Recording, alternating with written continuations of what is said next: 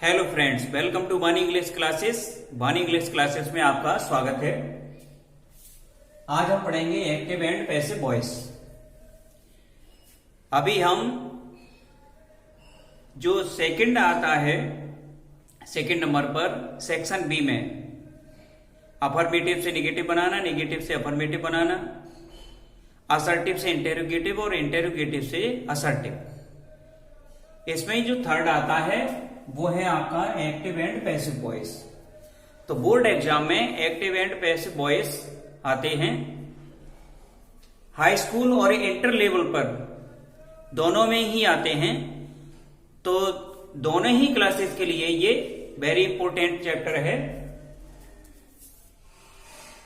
Active और passive है क्या?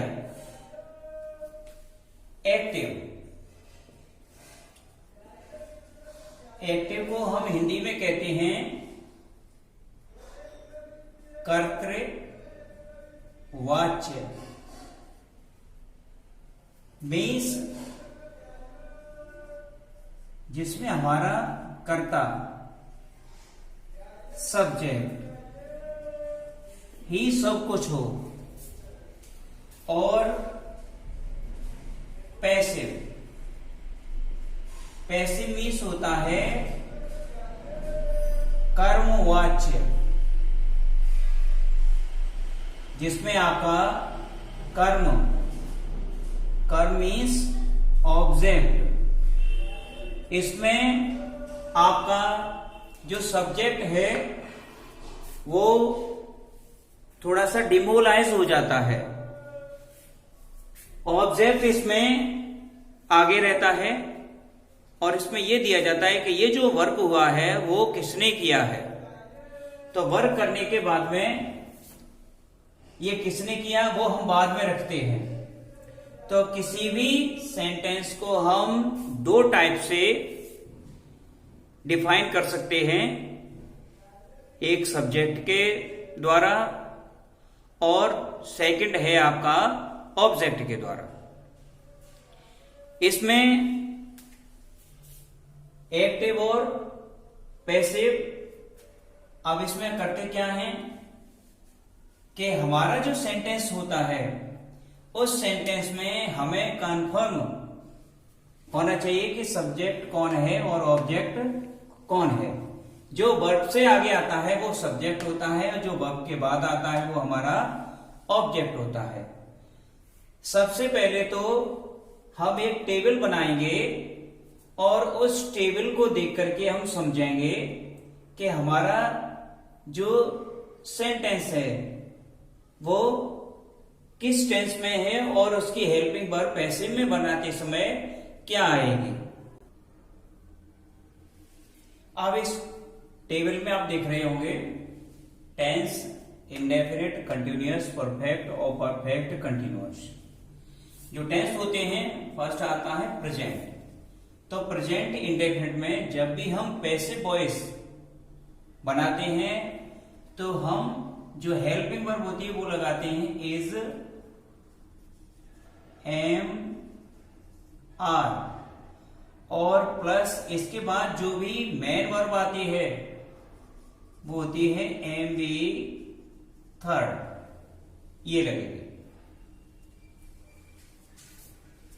प्रेजेंट कंटिन्यूअस में इज, एम, आर के बाद में वर्ब में आईएनजी आती है। तो जो पैसिव वॉइस में उसे चेंज करते हैं तो ये हो जाता है is being, am being, are being plus M V third, M V third आ जाती है। परफेक्ट में आता है, प्रेजेंट परफेक्ट में हैज, हैव, और जब वो उसे पैसिव में चेंज करती है सेंटेंस को तो हो जाता है हैज बीन या फिर हैव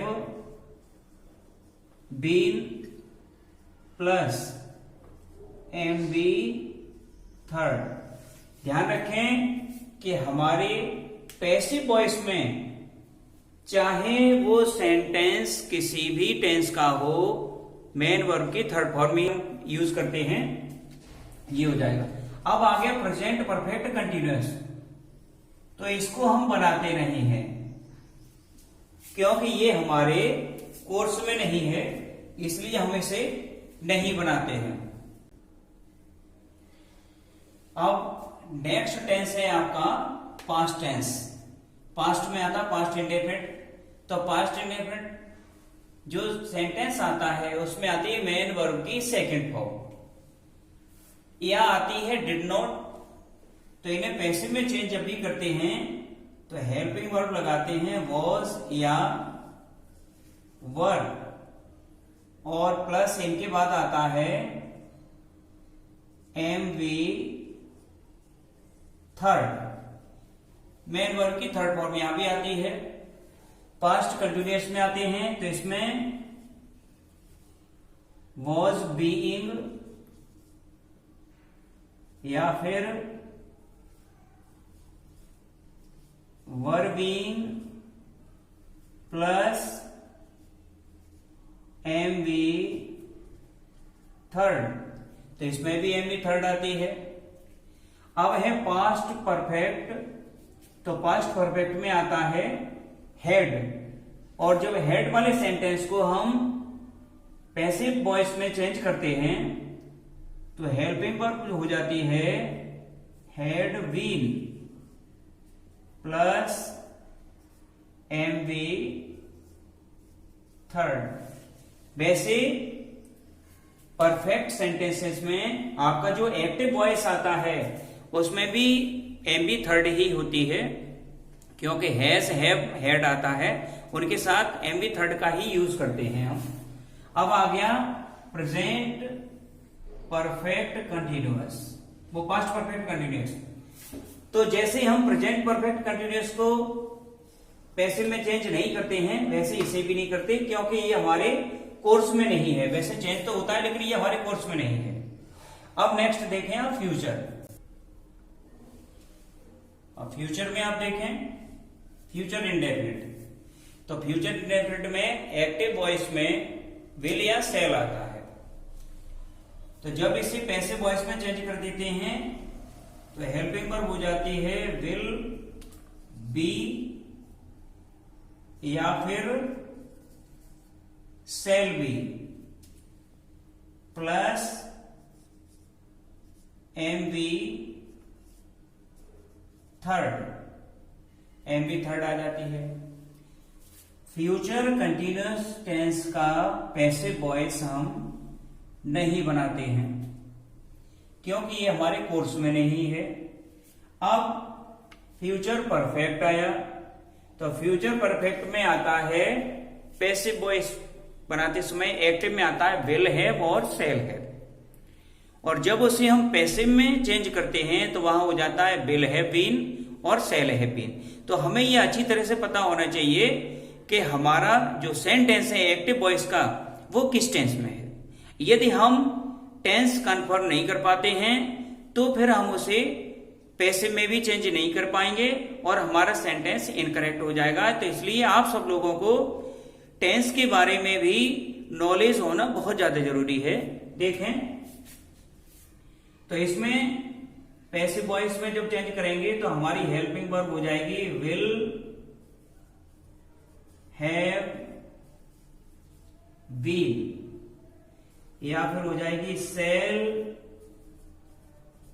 हैव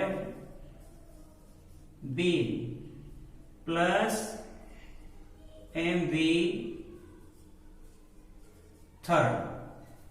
और फ्यूचर परफेक्ट कंटिन्यूअस टेंस का हम पैसिव नहीं बनाते।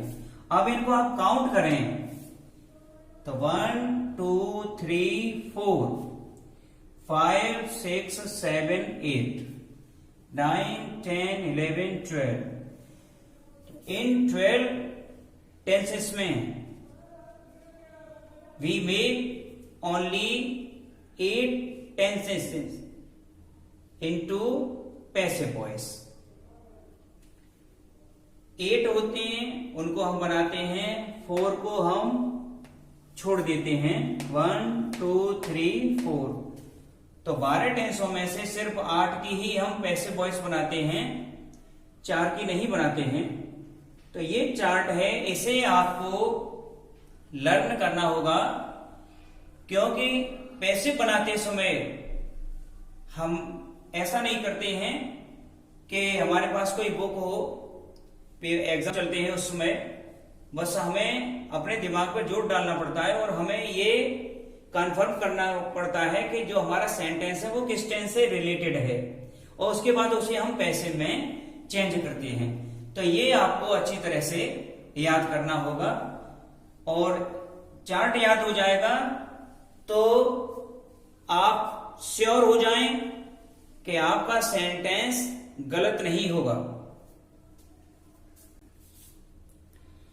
ये ठीक ऐसे याद करना पड़ेगा, जैसे present indefinite is am are, present continuous is being, am being, are being, present perfect has been, have been, past indefinite was were, past continuous was being, were being, past perfect had been, future indefinite will be, shall be, future continuous नहीं बनाते, future perfect will have been और shall have been. और ये भी हमें याद रखना है कि हमारे सभी जो हेल्पिंग वर्ब्स हैं इनके साथ में हम एम बी थर्ड का ही यूज करेंगे। अब हम एक और थोड़ा सा चार्ट है उसे और देख लेते हैं। अब इसको देखें, किसी भी सेंटेंस में दो चीजें जरूर होती हैं, सब्जेक्ट और ऑब्जेक्ट। यदि हमारे एक्टिव वॉइस का सब्जेक्ट आई हो तो पैसिव में जो ऑब्जेक्ट में चेंज करेंगे तो वो हो जाएगा मी, और जब ऑब्जेक्ट को चेंज करते हैं तो मी का हो जाता है आई। तो आई को मी में, मी को आई में। वी, और वी को हम चेंज करेंगे अस में। यू, यू को यू में। दे, दे को हम चेंज करेंगे देम में। ही को हम चेंज करते हैं हिम में। सी को हर में। इट को इट में। तो I, we, you, they, he, she, it. इसके बाद में आता है आपका हु, और हु को हम चेंज करते हैं हुम में। आई को मी में, मी को आई में। वी को अस में, अस को वी में। यू को यू में, यू को यू में। दे को देम में, देम को दे में। ही को हिम, हिम को ही। सी को हर, हर को सी। इट को इट, हु को हु में और हुम को हु में चेंज करते हैं। तो हमें कंफर्म होना चाहिए कि हमारा सब्जेक्ट अगर ये प्रोनाउन है तो उसका ऑब्जेक्ट क्या होना चाहिए। कई बार हमें पता नहीं होता है और हम ही को हर में चेंज कर देते हैं, या हर को ही में चेंज कर देते हैं, या हिम के स्थान पर हम सी कर देते हैं। तो we should be careful to create any passive voice. तो इस चीज का आप ध्यान रखें। और आज के लिए इतना ही। आप लोग चार्ट को अच्छी तरह से लर्न करें, रिवाइज करें इसे, और 1-2 बार इसे अपनी आप कॉपी पर बनाकर भी देखें, तभी आप कंफर्म हो पाएंगे, जिससे पैसिव वॉइस बनाते समय आपको बार बार कॉपी खोलने की आवश्यकता न पड़े, और इसे तरह से अच्छी तरह से अपनी पढ़ाई करते रहें। Thank you.